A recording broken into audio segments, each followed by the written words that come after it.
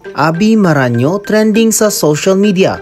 Phenom fans dinumog at pinagkaguluhan ng post ni Abby. Bitter Maraño ayon sa mga fans. Good day ka trending, this is Kuya Jeff, the voice artist of this channel.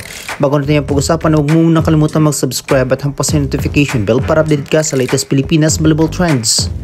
Isang sandamakmak na bashing ang naabot ni Abby Maraño nang nag-post ito patungkol sa kanyang sariling opinyon na binigyan ito ng parangal ng pagkakilala si Jaja Santiago at sinabing the GOAT player in the Philippine volleyball, o ang ibig sabihin nito ay greatest of all time. Ito nga ay dahil sa natuwa si Maraño sa nakitang achievement ni Jaja sa Japan. Dahil nga rito ay mukhang hindi nagustuhan ito ng mga fans. Ayon kasi sa caption ni Maraño, "She is the one and only GOAT, Philippine Pride, Jaja Santiago, padayon lang Jajing." Dahil nga sa caption nito ay mukhang kinaligtaan nga raw ni Abby Maraño na may alay sa Valdez rin na greatest of all time player dito sa Pinas. Medyo na-trigger nga rito ang ibang fans ni Valdez na umalma sa opinion ni Maraño. Well, marahil hindi nagustuhan ng mga fans na tanging na-recognize lang ni Abby ay si Jaja Santiago. Hindi rin natin pwedeng pigilan si Maraño dahil may sarili itong opinion about this matter. Dahil nga rito ay naglabas ng pruweba ang mga fans na hindi lamang si Jaja Santiago ang GOAT player ng Philippine volleyball, kundi kasama raw dito si Valdez. Because of her achievements, and this recognition should not be given to only one person.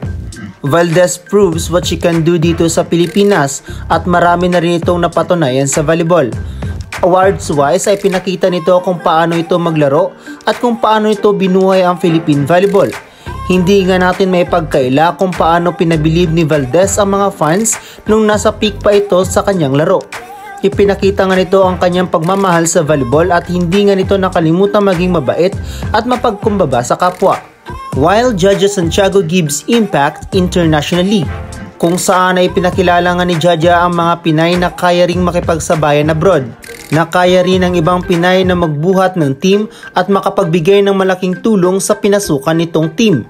Pinakita nga ni Jaja kung paano ito naging dahilan sa pagiging undefeated ngayon ng JT Marvelous.